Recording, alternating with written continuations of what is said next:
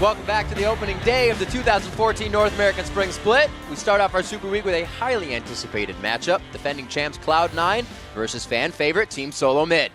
Cloud9 has been legendary against Team Solo Mid with 7 straight wins. Kobe was saying this before, 4 during the summer split and 3 during the finals of the playoffs. So that's actually a pretty good streak. Yeah, and it's crazy because these are really the 2 best teams in North America. They were the only NA teams to win their matchups in the Battle of the Atlantic. Also, the spring split champions were TSM, and the summer split champions were Cloud9. Yep. They had that amazing 25-3 run. Best record in the history of the LCS regular season in securing that last split. Well, Cloud9 is sporting the same starting lineup here. They've actually added new faces to their organization. It's funny because TSM keeps losing people to Cloud9. Their manager from the spring split became the owner of Cloud9. That's Jack.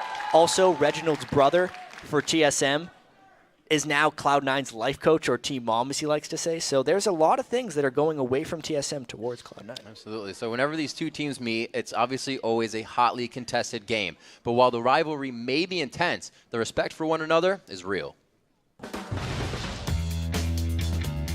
TSM's definitely looking good. Of all the teams we've scrimmed, they 100% look like the strongest team in NA right now. TSM added Bjergsen, so they're going to be a lot stronger now. We've been scrimming Cloud9 quite a lot. They look pretty strong. I feel like we were very even. They know when and where to pressure. Meteos is really good to communicate with his team about where to be at the right time. It works out really well. So we did finish first last split, but that really doesn't mean anything coming into this next split. Everyone starts off the same place. It's definitely more competition. It'll be hard to defend our spot. Between us and them, I think that we're both a little rusty, but I think we have the upper hand on them. So both teams admitting that it's not all there yet, but they feel like they have what it takes so far. Yeah, and they've played against each other so much, as they keep saying, that's where the respect comes from. But that's like also where everyone thinks they hold back a little bit in scrims, and when they're really trying, they're going to be able to win. That's what they say, like kind of like the Fnatic thing. They always lose in scrims, but they'll come out and do amazing. Well, let's check out these starting lineups right now. Spawning on the blue side, it's Cloud9. In the top lane is Balls. Meteos in the jungle. High in mid lane, a sneaky AD carry. Right behind him, as always, Lemon Nation on support. And on the red side, it is TSM with Dyrus in the top lane. Got a lot of fans here. Odd One in the jungle. Bjergsen making his appearance in North American LCS. Wild Turtle on AD carry, and of course, X Special support. And we always got to have something else to watch. So our featured matchup here in this match, what we're going to keep our eyes on is obviously High versus Bjergsen in the mid lane. Yeah, and they say they've learned a lot from each other in the offseason because they play so many scrims against each other. High in particular showed great improvement against Xpeke in the Battle of the Atlantic when he was able to beat him up a bit. So High, we heard that High and Meteos, had their own troubles and quarrelsomes at the beginning of Cloud9's start. But we're seeing now Bjergsen has to fill the shoes of Reginald. Yeah. There's the shot calling in there. There's aggression that the team falls behind. What's that role like to fill? Yeah, I don't think anyone can actually replace what Reginald brought to TSM, but Bjergsen brings his own set of tools. He is an amazing laner. He's probably a better mechanical player than Reginald was, and it's on the rest of the team to kind of fill in where the void of shot calling is from Reginald. Bjergsen says he's going to do a little bit, but it's on people like the Odd One and X Special to kind of help him out. I see everybody donning their new kind of setups. The new here. TSM jerseys. Yeah, absolutely. It looks good. Yeah. It looks absolutely good. They have matching shoes and pants as well. You can't necessarily see those on camera, but they're nice. Yeah. So we did hear a little bit as well that Bjergsen was kind of walking over Cloud9 in their first initial scrims, but there has been learning there between both of those guys. Yeah, I mean, High says he hadn't been playing for a while, which is why Bjergsen was beating him up so badly. He went to Vietnam on vacation. Yeah, he was on vacation, and that's actually to be expected, though, because Bjergsen came from the best basically farming environment for mid players. European competition was so great for him. That's true. And talent breeds talent in that sense. Now that he's come to North America, High could learn a lot from him to start. Let's see what they decide to focus on. I like Zken's point about the lanes for Cloud9, or for TSM being very strong right now. And we've always seen Cloud9 kind of match the 2v1 matchup with Sneaky and Lemon Nation not always being the one to carry the team. Yeah. So we'll see if TSM tries to force them into that. Yeah, a lot of times Cloud9 like to run Sneaky on 80 carries that brought utility. Yeah. Kind of the same way that Fnatic used to run with Pushu when he brought a lot of utility. But the 80 carry picks have definitely trended back towards the hyper carries as of now. We saw the Jinx have an absurd amount of success over in Europe. It was the most wins, actually, from any champion in that in that tournament was Jinx, even though she was It's only been a played like while 9 times. and where you thought the late game is going to be the 80s to carry through for the team. But the way they're playing right now, you're absolutely correct, especially with needing the supports like Leona to come out. A lot of peel needed from the supports. See Elise getting banned out in the end. Both Meteos and the odd one very top dog on Elise. But it's actually Vi that's first picked here. Yeah, within the they first were game. fighting really heavily over the jungles there. You could see with the Shyvana, Olaf, and Elise bans, there weren't many junglers left for Cloud9. And since Meteos is one of the carries of Cloud9, which is unlike many of the other teams, it's extremely important for them to lock in that pick. You almost never see a Vi pick this early, or even a jungler, unless it's Elise. So this is really Cloud9 saying they care a lot about what Meteos has to play. So does this mean that they don't have to completely revolve around Vi with the No, competition? they're not going to completely revolve around Vi. It's just they want Meteos on something that he can carry with. Well, that is his ideal situation. Meteos has always said only to enter the lane when he believes he is going to get a gank. So we'll see what his movement on Vi is. And quickly, one of the taste your choice pickups that has been there, Lucian and Annie coming in. It's Lucian kind of funny. Thresh usually, but This is, if we think back to last year, this is only Annie's second appearance in the North American LCS. X Special was the one who played her first, but that was with Xin Zhao in the bottom lane. So definitely, even though it's been huge at Worlds with Tabe and in all of the preseason and promotion tournaments, somewhat new to the LCS, and now X Special's played it both times it's happened in the LCS. let's have to see what Cloud9 decides to prioritize here. They're usually a team that wants things that does not let them fall behind early. That was really the thorn in their side, and any of their 3 losses they had was early game troubles. A couple of them were from the terrible level 1s, and that's actually diminished now in the 2014 season, because First Bloods that happened very early on in the game only grants 60% gold to the opponent. I know everyone's probably familiar with these, but I'm just restating it because it's this whole brand new season. And I'm with the brand new season, I'm super interested to see what these guys decide to play, because over in every other league, there's a lot of really different supports being played than in any other position. The supports are varying. We got to see a lot of crazy stuff, especially if anyone checked out the European Challenger yesterday. We saw support Gragas. There was a support Gallia. Malphite in the 3rd place game over in the OGN. And that's Odd One's Nunu coming back right there. Jungle Nunu. All the other junglers were pretty much gone for him. There wasn't even though Cloud9 banned a lot of junglers for the Odd One, there's still Nunu left, and he is completely comfortable playing that. And the Nunu pickup isn't something we actually see a lot. It's here or there, but everybody plays it a little bit different towards the late game. At least so far in the 2014 season, we've seen it mostly in OGN. Right. Because they like to play a very heavy disengage control focused game with the fast pushing and the vision control.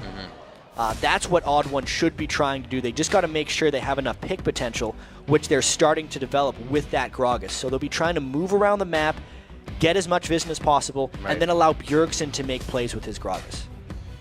Pretty sweet setup from TSM so far. Trying to mix it up. Like I said, we're going to be seeing these new things, and we'll have to see how Odd One decides to use Nunu, because, like we said, he likes that Elise. He likes those champions he can get in to help the lanes. Odd One was always on the back of Reginald to be there to help him, and Nunu's really there for utility. He's always been a pretty good counter jungler, too, as long as his lanes are having success. Right. Since they've picked Bjergsen's mid lane already, it'll also allow TSM to have the last pick for Dyrus and hopefully counter whatever balls brings out. We'll have to see. He did bring out the Rumble once again for us over in the Boda. It's something that he has always been successful on, and really mentality for balls is something that always keeps him in the game. You can put him on any champion. Listen. No. Welcome to the North American LCS. Wow. So I was going to say that's going to be a Teemo top lane, but they already have the Renekton as well. Because Teemo actually beats up on most of the current top laners in League of Legends. People just haven't started playing him because they don't think he transitions into team fights very well. That was on the score sheet. You could see the sheet there being handed off to the ref saying, "We're done with this now, thank you." We'll be fine with Teemo. Wow, so I thought the Nunu pick was going to be really the highlight here. No. So the last time TSM was in a game with Teemo, it did not go well. They were playing against Gaming Gear EU at the World Playoffs, and that was Reginald's final game of his competitive career. Haunting him back with that. They did get First Blood. They did get First Blood. Pulled out the hide and seek. We're going to have to see what's in the top lane here. I actually figured Renekton would be going to the team solo mid comp, but we see instantly they lock in that Nasus. A lot. A Yeah. lot of stuff. Kinda just a lot of lots stuff to think words. about. Will High actually just be playing mid lane Teemo or not? I mean, mid lane AP Teemo, he can try and get some vision control. Has he learned this from Bjergsen? I don't think so. I feel like this is something High has done all on his own. Oh, man. That was really unexpected. Yeah. Okay, I think everybody can tell that about right now. This is going to be an amazing, and he actually is going to go flash barrier on this, so just super safety. Maybe Of course, he's got yeah. scout roam. People want to kill Teemo, so you better have the barrier. I'm looking at Cloud9's team composition here, and especially early on, Teemo should be able to beat up on Gragas fairly well. Having the range advantage, and Teemo's just an absolute lane bully early on. So since they have the Caitlyn as well, they could definitely be going for the fast push and try and get down as many early turrets as possible, at which case Teemo would transition into a split pusher, more likely in the top lane, start shrooming up things, and Renekton would go with the rest of the team. That has to be what they have planned. It already sounds annoying. They picked him, and I'm just ready for it. As the teams load onto the Rift, it's time to check out who you think will win this match. If you already voted already, I am sorry. According to LOL Esports, 58% of you think TSM will be taking home the first win of the spring split. And those came in before the Teemo pick. So. That means 42% of people voted for Teemo. Yes. That is not good. Nope, seriously. That is... It's going to be a exciting. It's interesting to see. Obviously, it's a little gimmicky because I don't think this is something they're going to put into every strategy they run throughout this season. But if it works for them, then they have not shown anyone anything coming into Super Week. No, this is not anything Cloud9 showed even a hint of against Fnatic in the Battle of the Atlantic. And they prepared heavily for that Battle of the Atlantic. Let's see how heavily they prepared for TSM. All right, let's get the best of ones underway. That's the way the NALCS works. And we are going to see it be Cloud9 versus Team Solo Mid. Not very much of a grudge match, a little rivalry here. Oh, it's a rivalry. This is a gonna be developing great. rivalry. They're 1-2 in the standings at the end of the playoffs last season. Obviously, Cloud9 only had one split. They have kind of a lot of friendship between themselves, but that does not mean this is not going to turn into a fierce rivalry, because if they are the best teams of the NALCS, which they are favored to be here, they're going to play great games. You heard Crepo. Doesn't matter who you are right now. People just want to win. Friend, foe, family, second cousins, doesn't matter. Started with a Dorn's ring on Teemo, too. So you have to just pay attention to Teemo. You don't see him in pro play. He's not going mid lane, which makes actually a lot more sense for the greater context of this composition. What they've done with the Caitlyn is they put her mid because she is the best pusher. Spinning their guns. That's class. It's classy. It's class right there. Yeah. That's when the thresh hook comes from the fog of war and just finishes off Wild Turtle. But now they have two side laners in Renekton and Teemo. Bad manner. Ooh. Wow. -1 on sportsmanship right there. Yeah. Yeah. That'll count. Lock it up. That's like when boxers come in at the start of the ring and they hit Just gloves punch and you the in guy the gives him a face. quick jab in the face. That's what Sneaky just did. Sneaky's not known to do that. Wow. The season changes people. All right, let's see what Look these at guys how much they're have. roaming already. They're already doing a bit of a lane swap. So they have actually put High in the mid lane. Teemo can basically go anywhere he wants in this team composition, but they've decided to put him mid. Yeah, they switch everything back up. Maybe they're just trying to play early mind games. It was red, and the wards are quite well placed by Cloud9, so they were able to move around the way they wanted to. We can get words out. It's the start. And we haven't seen Balls play very much Renekton either. He was mainly just a Rumble player. He played Rumble in 4 of their 7 matches overall. And he doesn't care about the lane at the moment. He's just trying to farm those wolves, probably even go back to base, and then go up, because he's just going to be sitting in a 2v1 and getting heavily denied anyway. Remember, we always recall back to when Boy did this. It was about level 2.5. He said that you don't need to get there for those first 2 waves. You're just going to get poked out of lane. It's going to be harder anyways. So you're right. They are playing it completely safe, except for Meteos. He's trying to walk around and figure out where Dyrus was. That was almost dangerous. He knows where Dyrus was now because he sees that the white is missing, unless he thinks the odd one took the white, but almost no jungler will take the white very, very early on in the game. really smooth counter jungling by TSM early on. This is basically securing them 3 of the 4 buffs, because there's no conceivable way for Meteos to get to TSM's red. And this is exactly what you do with Nunu. Get in there, nom a minion, and just ice blast and make your way out. Will they decide to actually go for the gank, though? This is taking quite a bit of time. They had a ward down at blue, and I think they'll have the safety, but they're just going to pressure them off. Yeah, that's basically what the top laners are relegated to when they have to play in these 3v1 matchups. It's either that, just run away and get denied, or die. They're denying more than they're really letting him run away. They're not even letting him get to the jungle, so they're keeping him completely out of situation there. Wild Turtle Special, Odd1 look to take this turret quite fast, but they've already lost theirs, and they don't even have 50% on that. So Cloud9 definitely ahead in this push, and it's already going to call Dyrus back to lane. Balls really did a sneaky thing there. He got a lot of experience by waiting in that tri-brush, more than Dyrus, and they're going to be ending up to trade turrets regardless. It's just a question of how much TSM wants to value denying experience versus taking tons of damage to their turrets here. They don't have the strongest turret takers either. That Whoa, is great crazy. catch on to Dyrus, pushing him even more out of lane. This is going to be a long, long game for Nasus. See, I wonder how worth it that actually was. That yes, they guaranteed he was out of experience range, but they want to take that second turret down more than anything. And they spent all that time going for him. Can they finish off this turret? It's going to be, I don't think they can finish. Yes, and I also think that it's good for them because TSM still hasn't grabbed that top turret. They're still denying balls, but he'll have everything to farm once this falls. Well, it seems like not much has changed so far at the start of the seasons. Remember at Season 3, everyone started doing the early dives, and at this point they're just doing turrets. Whoa! Well then, he had been winning in farm, 28-20, but that was at the cost of taking a lot of harass for Bjergsen. 2 turrets down already for Cloud9. Now where do they go? They wanted to do that fast push strategy. That's why they have the Teemo.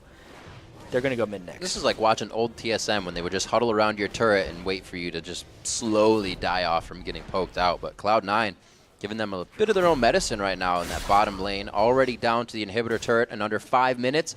Highs flash in mid coming up at around 10 minutes. So I'll have to see if they even try to start going for champions. That might be the first spot. And there's actually been a lot of discussion lately because the next patch, there is damage reduction on the middle and top lane turrets, but not on the bottom lane turrets. And this is kind of our last patch in competitive to see when lane swapping and fast pushing is at its height, because I think a lot of that is going to be changed in future patches. What just happened? They just killed 2 turrets because they had 3 people down there. TSM didn't want to move back. I think we're not going to see this strategy too much throughout the rest of the LCS. And you think you're also right about the Teemo strategy and getting to be a split push later, not going with the regular chalice as you would on Teemo, but going for the boots fast, trying to get that so we can get out of lane. And also with Sorcerer's Shoes early on Teemo, because his toxic shot does so much magic damage. Getting early magic penetration really rips through people, especially if he goes up against Renekton. Or no, he wouldn't go up against Renekton. Dyrus's Nasus, he would be able to harass him down very quickly. And they have been able to find each other one time after another. Dyrus and Balls matched up now in the top lane. Not too much of a difference there. The CS is going to help, but Dyrus will get there in time since these guys aren't going to have too much of an impact on the overall game for a few more minutes. But what's interesting here is because Balls was able to sneak so much of that experience in the tri-brush, he's got a level advantage on Dyrus. So if we actually just take stock of who had the edge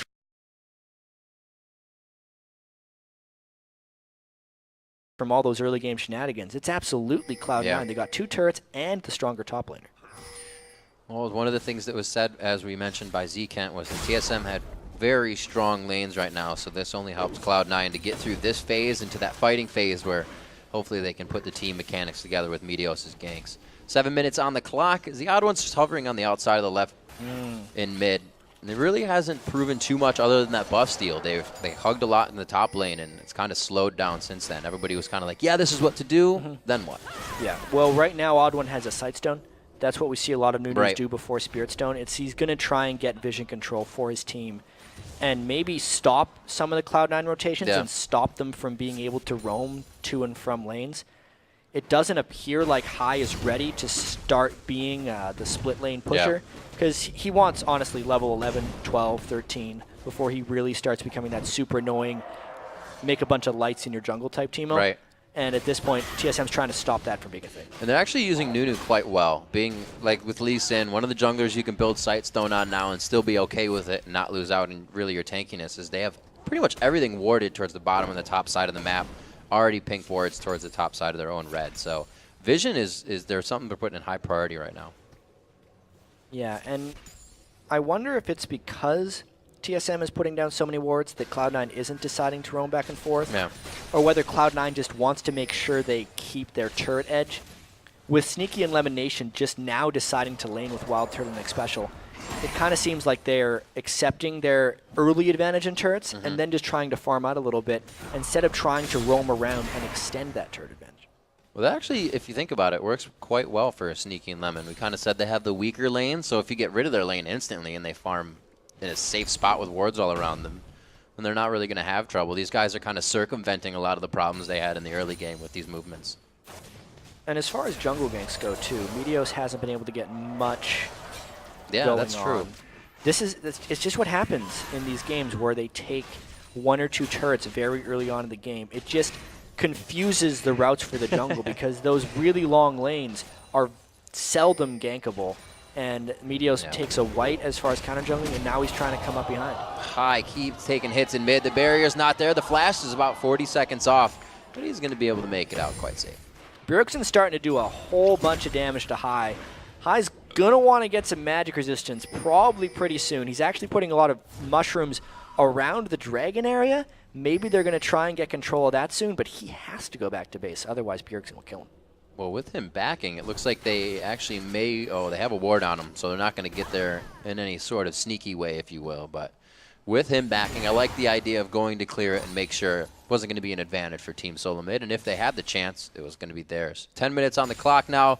Still haven't seen too much from these guys in the top lane. Balls is managing to keep that level advantage plus CS advantage in his favor. Looks like he's just going for the orthodox build for himself. I think Balls needs to do more against Darius' Nasus. He had a 2-level advantage on him earlier on, level 5 to level 3. He needs to be either farming between Darius' turret, counter jungling, or doing something other than just wasting Nasus' time up here. Darius is still farming at the turret, and now he's even equal in level. Ball's not taking advantage of his advantage right now, and he's letting Darius back in. I almost feel like it's going to be tough for Cloud9 to really hit the team fight phase. I mean, what does Teemo really offer to a team fight if you're going to have Gragas and Nunu, Nasus running into the fight? What is who going to offer? Teemo? Teemo, yeah. Not much. Yeah. Teemo does not. It's going to get offer scary much for to team Cloud9 fights. as this game goes on. No. Already. They have to start there. being a split push team, and that's what they're working towards. Yeah. They're trying to kind of smother on top of TSM's map control. TSM's not too much of a team fight team either when you consider just Sightstone rush Nunu. That's not a huge team fight thing. He has some zoning in a team fight, Right. but he's mainly about either disengaging or finding picks. See the back lane. The back lane. Wild Turtleneck Special, rather, backing off in their lane. Only a Phage coming out right now to the BF sword for Sneaky, as he's trying to go Bloodthirster, which is different for him as well to have Caitlyn there. He's going to be a primary source of damage for the team coming into this one. And Lemon Nation is actually buying up more wards than usual for the early game. So the little changes as well that we were talking about. Yeah, he's just now picked up his upgrade to Nomad's Medallion, but no, he's only got about 16 gold generated on that so far, so it's very new. He hasn't been getting that from the start. And it's really just a slow farm fest. I wonder how Sneaky will transition into a later game, because he had so much success on Ashe, for instance, just initiating team fights.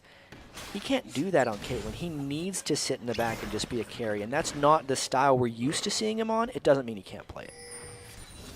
So as we're kind of sitting on the back heels here for both teams, we saw an explosive beginning. They both kind of had the same idea. It's definitely Cloud9 that put that into action as Team Solo Mid tried to bring it back in their favor.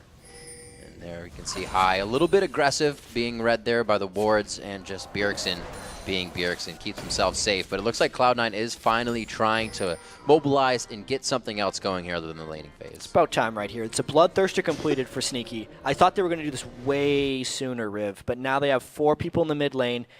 They have a lot of shroom control on the sides, or at least they did a little while ago. Hai's trying to get more, that he has the blue buff, and they're going to do their best to push up, especially since they caught Bjergsen during a back cycle.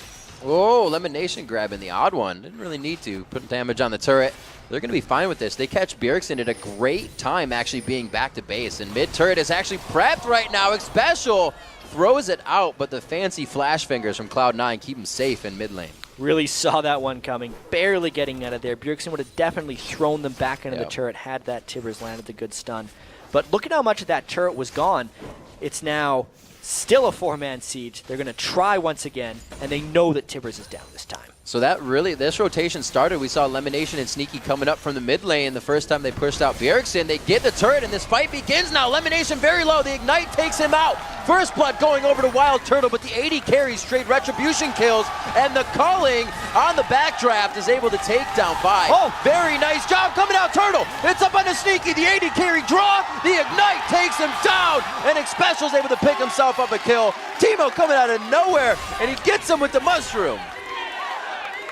Wow, so that was how you punish a push, in a sense, and they forced a team fight on a team with Teemo who didn't want to team fight. You can see Lemonation, while he did get a good box off, the rest of TSM was just dishing out damage. Bjergsen and Wild Turtle were effectively untouched, and Hai was way too close to the sun right there. He does not need to be melee range against Gragas. It meant he couldn't retreat once he was low, and then because Xpecial just got that Ignite on, he finished off. Also, somebody stepped on a mushroom.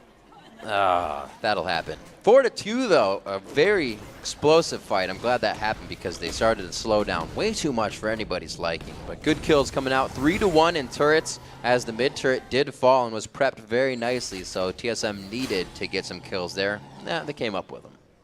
And if Cloud9 doesn't want to lose this game, they need Balls' Renekton to start making an impact now. If he waits another 15 minutes, Dyrus is going to make a much larger impact on Nasus. Dyrus can't do much yet. He doesn't even have his Iceborne Gauntlets. That's what he's building towards. And since Cloud9 just lost a 4v4, that option isn't necessarily there for them. They can't get caught in another fight like that one. And it seems like Cloud9 is still sticking true to whatever strategy they had. As I said, that kind of started with Elimination coming up to mid. Even though they lost the fight, got a little bit of the turret damage or turret coverage on it. They moved up to the top lane with Elimination and Sneaky and took out the top one. So they're just methodically staying on course right now. Looks like Hai will find Dyrus. Whoa! That was some big damage right there. That blinding dart hurts. Just a little bit. I don't think Dyrus wants any more, but it looks like he thinks he can keep the Wither in range. The body slam through the wall. Hai's not taking too much damage. Dyrus may be able to get himself back in this for one more Wither. Oh, the last barrel. What a do-si-do by these guys. Both teams trying to get into the fight and see which was the best angle. Bjergsen able to make it out quick enough. Ace in the hole. Takes down Dyrus, so they again trade 1 for 1, but it's not over, chat. They get the assault battery into the vault breaker down on Bjergsen, and it looks like Cloud9 is always in the right place at the right time right now. The odd one to follow up in mid. Teemo's global taunt worked wonders right there. They wanted to kill Hai, and the rest of Cloud9 collapsed down. Let's see if they can continue their push here up towards the inhibitor. It's a very critical point in the game right now because TSM is trying to counter the fast push, but if they leave their inhibitor door open, that's going to be trouble all through the rest of the game. They have a perfect combination in the top lane here to blood boil Lucian, make him strong. The teleport's going to be coming in. Oh, he goes so far! Will it matter? He died. He was just way in there because he wanted. That was something we need to be able to see again. That was a big mistake and misplay by Lemon Nation. Total miscommunication. The turrets are actually up for TSM. Yeah. They got 2 turrets in that Catch the Teemo game, and it is a fantastic job by them to really slingshot their gold back in this game. Plus, the Dragon's up right now. It looks like they are going to be able to fight for this one. Pink ward goes down, so they have full coverage from that side. It's deep enough to see the back as well, so it's really going to be pretty, Vi is there. Meteos is just on the outside. This is going to be hard for him to be able to get in and out. His flash was used on the last fight, so he is all in if he tries to go for this. I don't think they're going to waste that much for the gold. It's not that big yet. Really? He gets it with the Pilt over Peacemaker. An amazing hit. The early smite coming out, the smite for Meteos did not happen, so that was an ability take. No, it was a Caitlyn steal against a Nunu. Odd One completely messing up his timing on his Consume plus smite because nobody should take Dragon from a Nunu, especially the Odd One. Really, the only thing that can happen is that as you're relying on your team to burst with you, And this is actually the fight from before as well for Lemon Nation. So Lemon Nation was trying to go aggressive on X Special right as the teleport came in. So he drew turret aggro, got stunned as Darius came in, and it was a whole bunch of trouble. But they should not have been trying to get that aggressive there. That's actually a second case where they should have focused on the turret instead of worrying about killing Annie. Yeah, absolutely. We see coming into that Dragon, to touch on just the end point, is that everybody focused on Meteos when he came over the wall. So with Odd1 expecting his team to do all that final burst for him to chomp it, you get damage to the champion and he smites early. Yeah, I still feel like it's too much. It's too much damage that he has. Just this, yeah. I mean, you look at Bjerg at his smite, it's doing 640 damage, and his consume is doing 400 to minions. It's 1,000 damage spike. And if you time your consume properly, you know when the damage hits, and since smite is an instant cast, you should get 1,000 damage instantly. Yeah. And it should not be stealable if you execute properly. Sneaky coming through big for his team there. They hold just about 1,000 gold lead, which really isn't much in the big picture of things right now. The Morello Namicon coming out for high, along with the Haunting Guys. And it looks like Sneaky's going to be turning that into a static shiv for himself. He's going to be going most likely just for the Caitlyn push. They want to continue to push this game. They had the 4 turrets at 15 minutes into the game, which is a very early time to have them. But really, after they got those 2 kills on Darius and Bjergsen, they stopped that one. It looks like Meteos was trying to catch himself at Darius, but he just was a little bit too slow. Yeah, they used the Talisman of Ascension there to get a bit of a chase. They were not able to pursue fully. So 4-3 in turrets. The mid turret going down really hasn't affected too much. High gets kind of baited into this fight. Annie's just on the backside, but he also thought he had Bjergsen in a position that he wanted so many mushrooms, but it's not going to be enough because Bjergsen just levels up through the damage anyways. Yeah, and as long as High doesn't have any defensive itemization, he is consistently vulnerable to Bjergsen just destroying him with a couple barrels. That was a nice kill by Bjergsen. And this is where we have to wonder what Cloud9 was actually trying to do with this composition, because they got the 3 roam on to the first 3 turrets. Yeah. They got the bottom turret, which they dove a little heavy, but are they going to start using Teemo as a split push? Do they keep Teemo in the fights? High's kind of trying to do his own thing right now. It's not really telling the story. I think High wants to farm up a little bit more. He does just have his Morello Nomicon and his magic penetration right now. As long as Cloud9 stays in the game and continues to split push smartly without taking deaths, then his shrooms can get powerful enough that they can bait TSM around some objectives and maybe get them low for mushrooms. If we notice TSM, they don't have a Sona or any type of Soraka, Taric, Kale, things that can heal well off of mushrooms. This might be big for them if they can get Dyrus to teleport away and into this fight. But it's been disengaged. That would have been big moves here that Balls would have been able to use on top. But you can see he's already coming down. They are anticipating this to be a fight or his push mid. Yeah, Cloud9 pulled back because they were expecting TSM to be coming down. If Balls makes it into this fight, they would have an edge. But if it's a 4v4 in the bottom lane, as we've seen, TSM generally has the advantage. They're going to be the ones trying to siege this against Sneaky's wave clear. You have to consider they know they're there, but right now TSM has full vision on the team of Cloud9. So they would be kind of walking into this fight with a few enemies in the fog of war. But nobody decides to engage on this. They back off. Balls did a great job of rotating down, pressuring that mid lane, so they didn't really have to focus in the top. Yeah, games with the mid Teemo are a little weird. Yep. As far as progression into the mid and late game. He is kind of like a second AD carry, if you think of it like that, but he gets to preemptively place all of his mushrooms to really want to fight in the same areas. So it's maybe a cross between an AD carry and a Heimerdinger, if we're really trying to do this one. And TSM needs to be very careful not to chase into the zones that High has set up. As long as TSM kind of sticks to the lanes and can get a few more pick-off kills and then cascade that into objectives, then they're going to be okay. But other than that, Cloud9 is doing good split pushing now. We got to see that Dyrus is actually effectively trying to stop that, build himself a frozen fist right off the bat to really just get anybody out of his lane and deter them from trying to split push. I'm really surprised that High hasn't started laning against Dyrus yet. Dyrus is completely itemized against Renekton with nothing but Ninja Tabi and even more armor from his Iceborne Gauntlets. If he actually went toe-to-toe with Teemo, High would beat him. We saw earlier the Blinding Dart took 10% of his HP right off the bat. We'll have to see. The kills are coming slow. The turrets are just around the same. Yeah, Balls' Renekton hasn't made much of an impact here. Yeah, Dyrus is a little bit farther behind in farm now. Yep. I think that's in part because he did have to go up against High that one time and ended up costing him his life. But a Renekton that farms 200, 300 CS, but doesn't make it into team fights, isn't useful. Right. Yeah. Team Solo mid trying to get that vision up. Odd One getting caught there. They do a perfect job of getting him on the side. Wild Turtle, ace in the hole, takes him down, and Boss is going to be able to segregate the rest of the team. Nice there. hook. Great hook onto X Special. They take him down. A double kill now for Balls as he is finally able to get himself what is needed to make an impact in these fights. That's really important, actually, because Cloud9's already set up a couple of those mushrooms, and it was actually one mushroom that ended up helping to damage with that hook from Lemon Nation.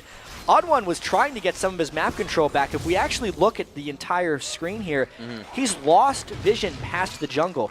Right over Shroom, trying to check if there is a dragon, and he just got a face full of Cloud9 right there. They've been waiting for it. They The rest know of this that fight was just them chasing him down. Very good hook, obviously, by Lemon Nation, but TSM was already in full retreat because Odd One got taken down so quickly. And that's their zone control in team fights. I was just about to mention that. It's almost like Cloud9 used not having as many wards to their advantage, knowing, well, that's not their advantage, but knowing that TSM is warding so much, let me say, because they have a Sightstone, but they also upgraded to Ruby, so that means they have wards everywhere, most likely. So when Cloud9 found out where they weren't, they hid there, and they ambushed. And they're forced into all getting sweepers, too, which is actually decreasing the amount of wards TSM can put on the map. Right. Now that High is starting to become more of an annoyance on his 1-in-3 Teemo. Even though it doesn't look like he's impacting the game, he's having some very heavy swings on the way TSM moves, the way TSM thinks about playing, and the way they build their trinkets. Well, you can see the mushrooms down the bottom side of the map. That is what makes you love Teemo so much, if you will. And we're going to see if TSM finds those quite soon. A lot of the aggression is going to be hovering towards Baron at this point. 25 minutes into the game, a 3K gold lead. Still very close between both of these teams and doesn't tell really anything that's been happening throughout this game. If Cloud9 could sweep the Baron area a little bit better, they could get way more shrooms up towards there and start actually trying to force something. They obviously don't want to try and take Baron against a Nunu and a Gragas. That seems like just giving Baron to the other team. But they can catch some type of TSM fights if they can better control that area. Good amount of burst now on Bjergsen. He has had that Rabadons for quite some time now that the Athene's finished, but it looks like Kai isn't going for any resistances really for himself. And like you said, should be matching up against Dyrus. They're really not taking advantage of something that would put them quite ahead, but he has the teleport as well, so he can always be in and out of that fight. Yeah, at least now for High, he's kind of trapped in two different places because he wants to be Baroning up or shrooming up the Baron. Yeah. And if he's bottom lane fighting against Dyrus, he can't do that anymore. Coming into our first NA/LCS match, the Teemo and the Nunu pick. Kai kind of faking us out with that one. Yeah, Cloud9's still undefeated against TSM, and if they beat him with Teemo, maybe it's like the ultimate disrespect. But with the way they've been playing this, High has been doing pretty well. That's like great. It does seem like if it wasn't, it is thing now. they've been doing. Thanks, yeah, Kat. no problem. Looks like that wasn't a Talisman of Ascension. Just the Blood Boil going on as they get more wards down, the pink wards as well, in high priority positions. But right now, that's being won by C9. C9 has that pink ward, and Dyrus is actually taking quite a bit of damage in this fight before using his ultimate. That Sunfire Cape is giving Balls a pretty good edge.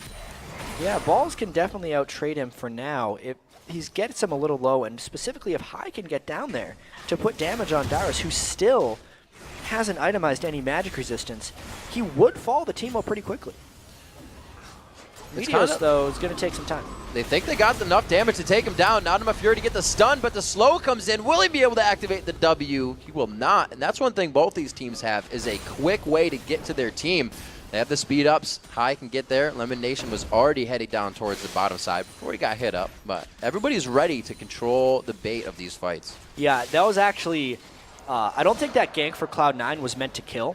It was meant to draw attention from TSM away from that middle turret, and only because Bjergsen was in that middle lane to ult away the wave did it save that turret. That was almost a very clever turret take by Cloud9, but Bjergsen was ahead of the game. C9 coordinating when the sweepers are up. We did say that teams switched out the sweepers, or the trinkets to the sweepers now, and that's keeping TSM really on top of the vision. It's all about the mushrooms in that bottom half of the map, which is almost over mushroom now since they've been focusing on the top side, which still makes me consider where the Teemo pick goes and what it does for this team. It does definitely seem like Cloud9's gained control, so TSM has to get it back. And considering mushrooms have a 10-minute life on the map, it takes a while to get some of this back. No matter how much they sweep, since they don't have self-healing, even if TSM starts winning some fights, they hit a couple shrooms, they have to turn around. It's very hard for them to get some of this control back on the map. Nobody really has the sustain to hit. This is why everybody hates playing against Teemo. mushrooms. Because you just can't do much once he gets ahead. You've done all that work to get out, and then you hit a final mushroom. He kind of suffocates the map. I like that. He does suffocate the map. Bottom half, not looking too happy right now. It looks like Dyrus actually ate a few down there. But they keep focusing on the mid lane. They're giving time for Dyrus to farm up here. He is getting the magic assist he needs. We finally see high in the top. Are they stalling too much? See, here's the thing. I don't know what either team can pull off right now to try and get something done. Obviously, TSM wants to force fights and punish Cloud9 when they try and push. But Cloud9 spent an extremely limited amount of time actually sieging around the turrets. Right now, Cloud9 seems very content to just take the objectives when they come up. Right. And Cloud9's kind of trapped in a spot here where they don't have the lead they wanted to, that they would need to have strong 5-man siege that could actually fight TSM 5v5. So they're waiting on the Dragon respawns, doing that. They're scared of doing Baron because there's Gragas on the other side. Right. And they don't have like a crushing initiation. They have Vi, but then Gragas just blows you away. So kind of stalled out in a few aspects of that. 8 to 6. Here we go. Oh, there is the Vi. Where's the Gragas barrel though? Whoa, Special may not even get that for himself. The explosive cask is still up. Bjergsen finally uses it, but it's incomplete defense. It's when he was dying. The odd one looking to go down next. He tries to put Absolute Zero in a great spot. Lemonation with a nice fling onto that, but actually the kill goes to Balls, and they're able to get another kill onto Dyrus, leaving only Wild Turtle to run for his life. So here's the big thing that Cloud9 was waiting for, is TSM stopped just defending their turrets, and they started moving into the Shroom field. And they hit a couple, then Cloud9 initiated clean on through them. That's why they won that fight so decisively. It was the setup time that was required for that. Now Cloud9 has the edge they wanted. Really a great lockdown onto Special. Tibbers was seen in that fight, but he was downed instantly as well. Turtle's going to do what he can to soak up everything and anything before he has to get back to base here. They still have good damage. It was just a great initiation from Cloud9. Absolutely, and you saw how low X-Special was before that. Some of that, I think, has to happen from just not having that much self-healing going into that as they're just taking this Dragon. You can see X-Special was already down a little bit when he got Vault Breakered. So at this point, when they're trying to run away, you can see there's some poison on Odd One, just from High, who is now the untouched AD carry, and in a sense, Cloud9 has 2 AD carries just beating on TSM, who are in full retreat mode. The control was lost from TSM when they lost their CCing support so early, and when Odd One wasn't able to set up a spot for Absolute Zero. Wow, exactly what they wanted coming into that fight. Cloud9 showing why they were the top team of the split last year, and just during intense gameplay, they are able to continuously play at a consistent level that is #1.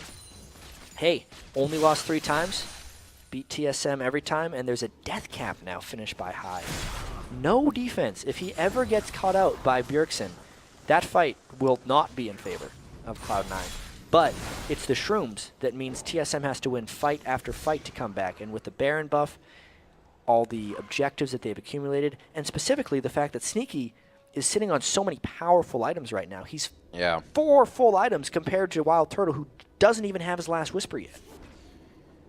Balls is getting pretty big, and right now that's one of the big factors. Wild Turtle wasn't even in the fight long enough to take damage, which means he wasn't doing damage to anyone. Balls was chasing straight ahead for that kill, and looks like they want to do it again. Setting up High even towards the front line. They have Baron now, so they want to get this 4 minutes of use out. They have about 2 minutes left on it.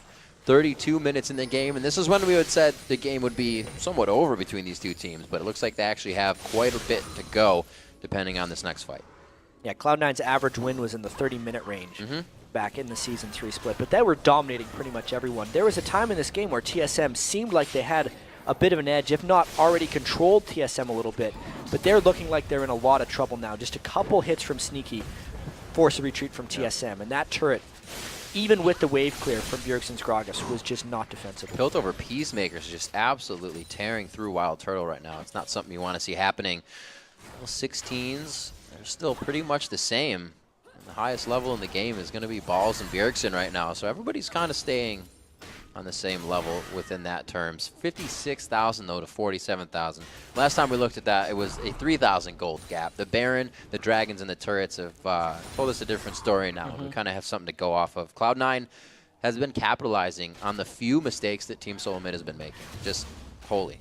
And this is kind of where we also get to see the absence of Reginald in TSM. Yeah. Was when they had the 8 kill to 4 lead, they weren't making any really strong decisions. A couple people were making their own individual good plays. You would see X-Special and Bjergsen make a good play in the mid lane, and then nothing would happen after that. As a team, they weren't moving around extremely well. That's obviously Cloud9 was doing things to try and prevent that, but the old TSM with Reginald may have been a little bit more decisive in that situation.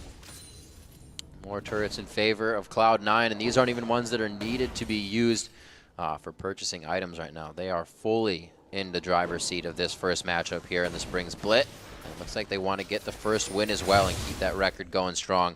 High, not even with the team right now. He's going around to make sure he can be a nuisance, make sure he can place more mushrooms in case of pretty much anything. That's really the situation. Get the lanes pushed as well in mid. It looks like they're going to keep going at the split push. Yeah, I feel like they're going to be taking their time with this one. They slowly were able to get their lead in the first place. They have waited out this entire Baron just pushing around, and now they're kind of, I feel like they're going to be refreshing their Teemo shrooms in the jungle of TSM, making sure they're always up. When the next Baron comes through, it's going to be a literal minefield for TSM to walk through, and Cloud9 may be able to just get another one. Obviously, in the meantime, if they can get a catch on someone, they would take it, but they're completely content playing this one safe. And this one's a really, I gotta have to say, it's a thumbs up to Meteos if he can find and engage on the next fight. For TSM to be pinched into their base, Gragas, Tibbers there, that's going to be quite hard to get a good initiation and without your team falling behind quite hard. So it's up to Meteos really if he can put this win. Unless TSM steps outside the base, but why would they want to do that right now? So what happens now if Teemo wins Game 1 of North American LCS? How much more popular does he become? I'm so glad ranked just refreshed. Yeah, I know. Nothing could go wrong. We won't see many Teemos in a new ranked game. Oh, dear. Thanks, High. Especially with his Leandri's Torment at this point. If someone hits a Shroom, and they don't have much magic resist, which no one on TSM really does, a third to half of their health with one hit. I mean, let's look. Every individual Shroom is dealing 810 damage, and that's not counting the Leandri's burn. So, look out. I don't want to. There he is, just hobbling down in the bottom lane. He looks safe. He looks safe, right? That's completely safe. And he just puts a ward over the wall to make sure he can kill anybody he needs to. That sounds safe. So High doing what he needs, but the team, they actually not allowing him to fully split push. It's like a babysitted split push. Babysat, if you will, because of English. Bjergsen would still kill him. He's got to land like 2 spells, and he would get rid of that Teemo once and for all. Everything is theirs right now. This is their base, and they are pretty much taking it. They have not allowed TSM off their side of the court here. In a few minutes, the Dragon will be theirs. Baron is in 40 seconds, and really that's the only thing they may not want to do unless they get the fight that they haven't gotten yet. It's been a slow game since that last fight. Absolutely. Cloud9 has just decided that they have the edge. They got that fight because TSM finally tried to take some of their territory back, and they couldn't do it. Yeah. So at this point, until Cloud9 invades deeper into TSM's territory, TSM's not going to put up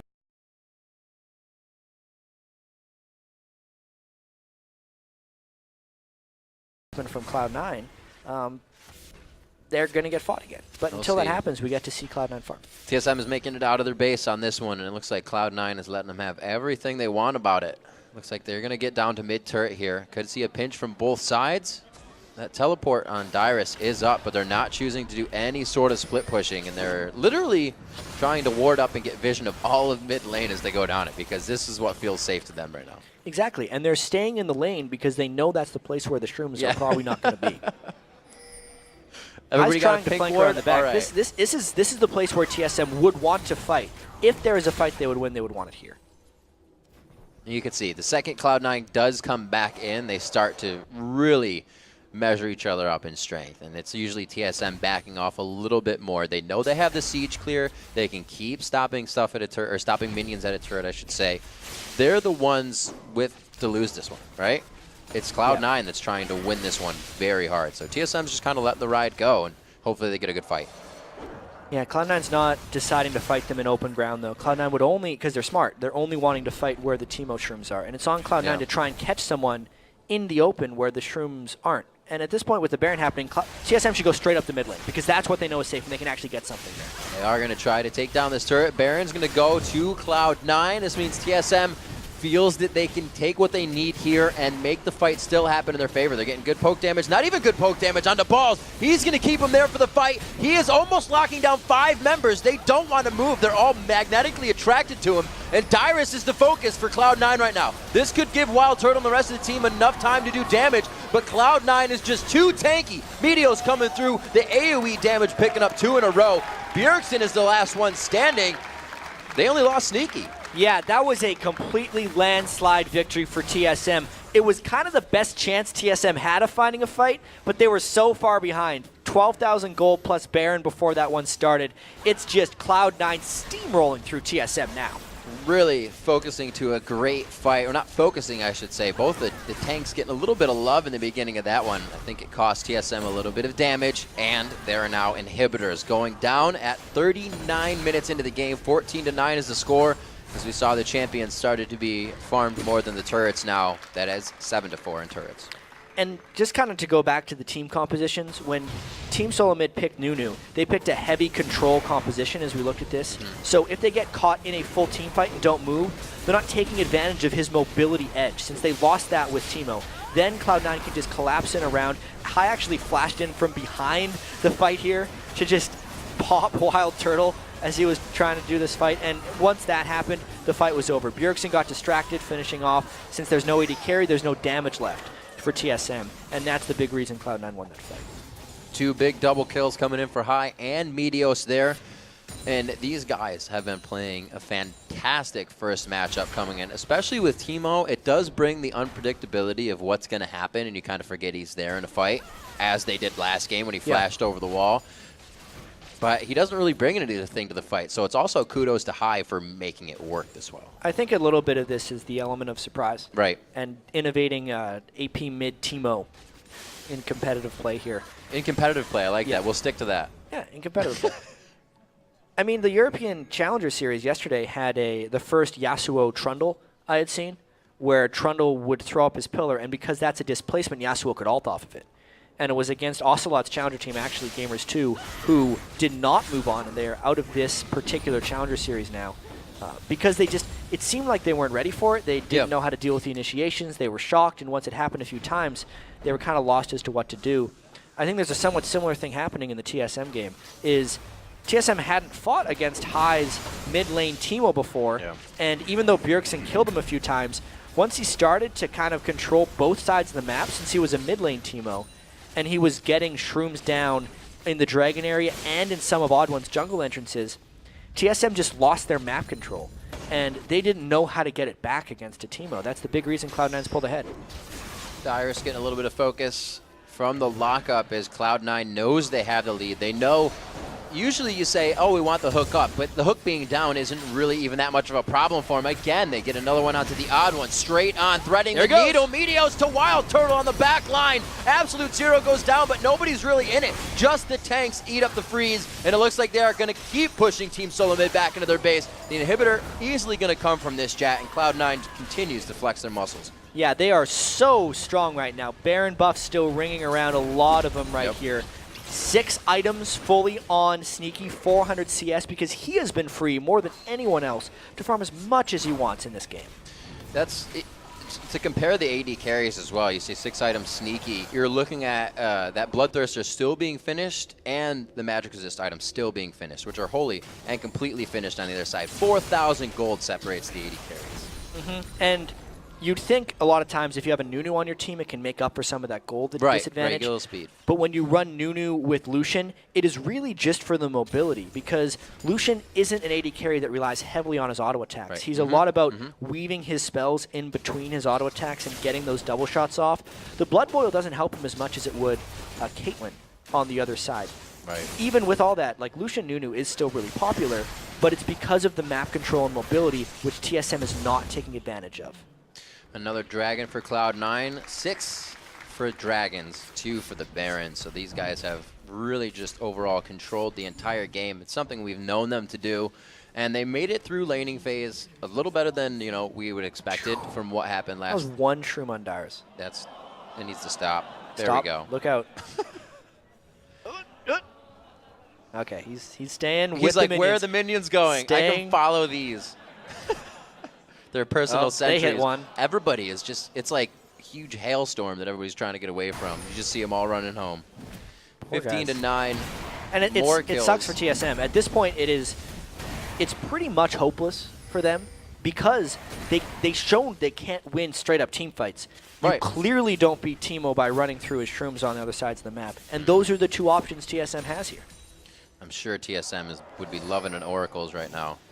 Figure out what's happening around them. Well, Cloud9. they got all those sweeper guys. They're not working that well.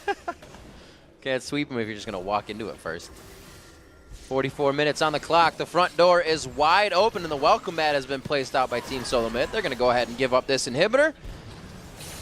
They're going to stretch it out most likely to the top lane here. They have the bottom lane already pushed out and everything already warded. TSM has actually reverted to not really needing to ward anymore. The only thing they have is in that bottom lane. So it's almost as if the Nunu itself fell behind in the vision. Cloud9 was just able to overcome it. Yep. I guess when you don't want to go in your jungle, You can't ward your jungle. you can't ward your jungle. Exactly. This is going to be their tried inhibitor number 3. It wouldn't surprise me too much if Cloud9 waited a little bit longer, decided to pick up another Baron just for the safety. You can see this game stretching quite long because Cloud9 is taking their time, and really the only fights they've taken are the ones that TSM has kind of opted into. Cloud9 knows that they could have starved out TSM this whole time, and they did. And they waited for TSM to go and walk into their territory. Cloud9 has 3 Banshees, 4 Banshees Veils. That's kind of mean. You're dodging pretty much all of those ults that make you not want to initially dive, especially that's on Meteos. If they don't get the right ults onto him, he's in and to the back line, as he was last time. He hit Wild Turtle straight past the inhibitor, and Absolute Zero didn't even keep balls off of him. Sneaky didn't make it in. He can just shoot it from over the top. Oh, he's got a Thresh Lantern now. Come on, hop, take the lantern. There we go. That was the time to take the lantern. That was pretty mad Lightfish. Got a loose definition of what mad life is nowadays. So we got Dyrus still clearing out in the bottom lane, as he does, pushing minions. And we're going to see if they can get to this top lane. The inhibitor turret is the last one that sits. 11 turrets on the map. There's 8 crushed down by Cloud9 right now.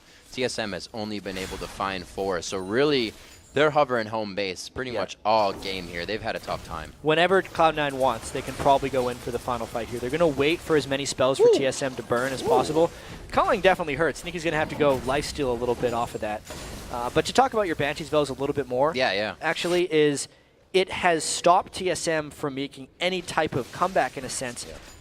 Because either X-Special or Bjergsen wants to initiate with a Tibbers or an Explosive Cask, and if it's onto a Banshee's Veil, that is not possible. It's like a different form of the Gambit Guardian Angels.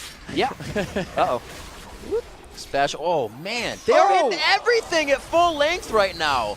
Great catch there by Wild Turtle. Cost him a bit of health, though. A lot of health. They're going to get this turret off. It's the poke damage that they have is very hard and conditional to get, but they're doing it over and over again. TSM's letting it land. Inhibitor now to go down. They just took down Dyrus, and that's a 70-second timer. Yeah, and Sneaky is at max items, which is why these guys are melting so hard. High and Sneaky both hitting the same target.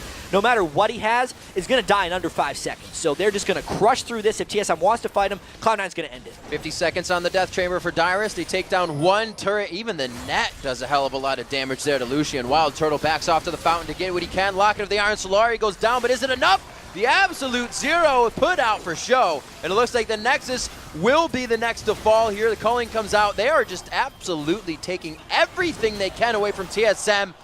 and the win. 17-9, your first game of the North American LCS in the 2014 split goes to Cloud9. They took their time, but that was a good game plan by Cloud9. Nobody expected a mid-lane Teemo for the first game.